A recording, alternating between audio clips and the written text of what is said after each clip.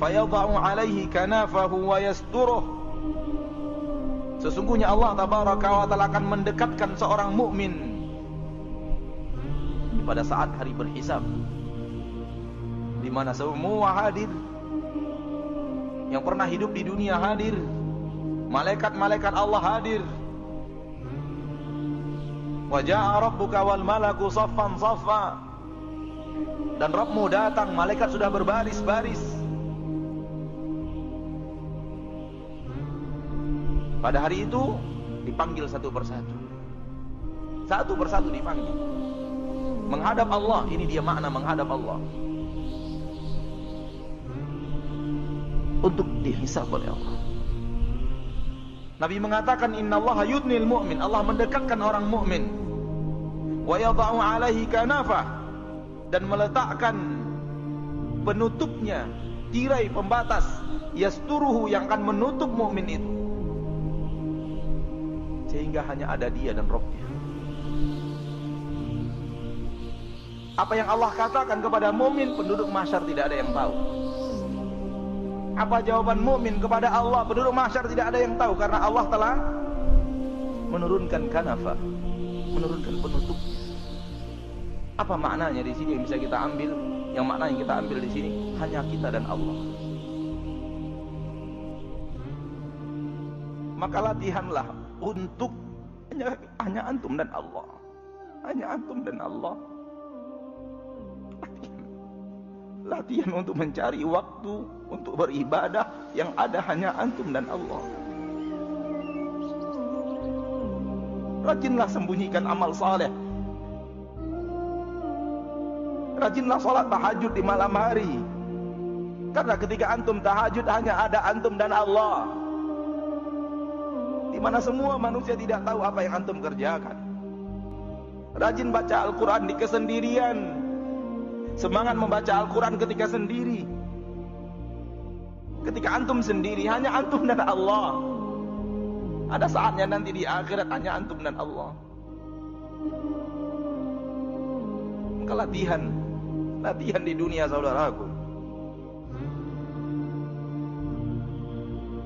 Jangan kita hanya beramal ketika ada orang. Setelah orang tidak ada, kita pun tinggalkan amal itu. Kalau ataupun kita kerjakan amal di saat orang tidak ada, kita bermalas-malasan. Tidak seperti semangat kita ketika ada orang lain. Latihanlah, perbanyaklah amalan yang hanya antum dan Allah, agar ketika nanti dipanggil menghadap Allah, Allah turunkan kanaf. Karena kita sudah rajin di dunia menghadapnya sendiri, maka ia panggil kita pun sendiri. Kemudian Allah berkata kepadanya, ata'rifu dzamba kadza? Apakah engkau tahu dosamu yang ini? Ata'rifu dzamba kadza? Apakah kamu tahu dosamu yang ini? Allah sebut dosa-dosa kita, saudaraku. Allah yang menyebutnya kepada kita, tidak menunggu laporan malaikat. Apakah kamu pernah melakukan ini? Apakah kamu masih ingat dosa yang ini, dosa yang ini, dosa yang ini? Dan berapa dosa kita?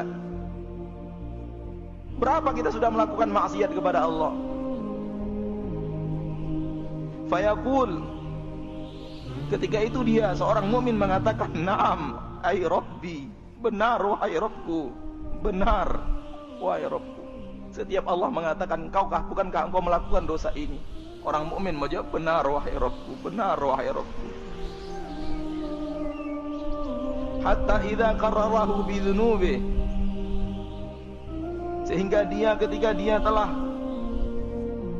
menyampaikan dan mengakui dosa-dosanya, wa ra'a fi nafsihi annahu halak, dan dia sudah yakin dan merasa di dalam dirinya dia akan hancur dan binasa. Kenapa? Karena terlalu banyak dosa yang Allah sebutkan kepadanya. Terlalu banyak dosa kita yang disebut oleh Allah. Kalau ini adalah nasib kita, maka orang mukmin merasa dirinya sudah hancur. Kalau di saat dia sudah merasa hancur karena terlalu banyak dosa yang Allah sebutkan kepadanya, Allah berkata, satartuha alaika fid dunya Aku telah menutup dosa-dosamu itu dari pandangan manusia di dunia, sehingga orang lain tidak tahu atas dosa yang kamu lakukan. Satartuha 'alaika fid dunya, aku tutup dosamu itu di dunia. Wa ana aghfiruha lakal yaum, pada hari ini aku ampuni dosa-dosamu itu.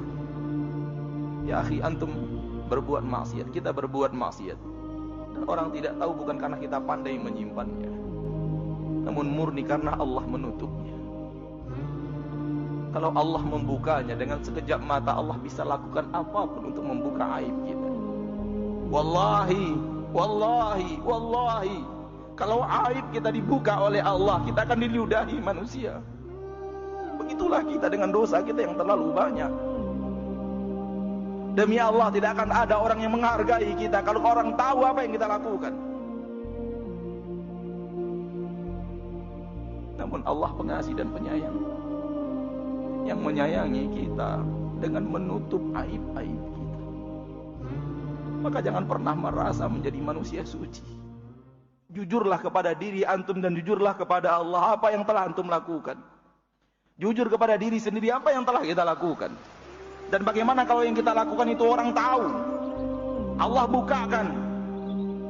Demi Allah, kita tidak tahu di mana mata kita ini harus, kemana wajah kita harus kita sembunyikan. Karenanya di akhirat kelak, orang yang selalu menghadap Allah di kesendirian dan minta ampun, minta maaf kepada Rabb-Nya, mereka lah yang akan mendapatkan apa yang dikatakan Rasulullah SAW dalam hadis yang sahih dari Imam Bukhari dan Muslim ini. Allah panggil menghadap, Allah turunkan penutup, hanya Dia dan Rabb-Nya. Hanya Dia dan Rabb-Nya. Ya akhi, rajin-rajinlah antum melakukan amalan, hanya antum dan Rabb antum, yang lain tidak ada. Istri tidak ada, anak tidak ada, saudara tidak ada, sahabat tidak ada. Tak ada manusia kecuali hanya Anda dan Allah. Supaya di akhirat itu yang Allah akan lakukan kepada kita. Rajin-rajinlah minta ampun di dunia, supaya di akhirat benar-benar ketika kita minta maaf kepada Allah, Allah maafkan dosa dan kesalahan kita. Nabi melanjutkan, wa ammal kafir, adapun orang kafir, wal munafiqun, dan orang-orang munafik, fayaqulul ashhad, berkata saksi-saksi, mereka tidak diturunkan penutup, dikata saksi-saksi, haula illadzina kadzabu ala rabbihim, mereka orang-orang yang telah mendustakan Rabb mereka. Ala la'natullahi 'alal zalimin, ketahuilah bahwa laknat Allah untuk orang-orang yang zalim. Orang zalim, orang musyrik, orang kafir, orang munafik, yang benar-benar munafik, tidak diturunkan penutup. Allah menyampaikan kepadanya dosa-dosanya di hadapan orang ramai. Dan bukan orang ramai seramai ini, dari mulai manusia pertama Nabi Adam sampai manusia terakhir yang mati dengan datangnya hari kiamat. Mau kita letakkan di mana wajah kita ketika itu? Kalau kita yang mengalami, na'udzubillah, maka lakukanlah di dunia. Lakukan di dunia. Sebelum saatnya kita ingin melakukan, namun tidak ada kesempatan untuk melakukan.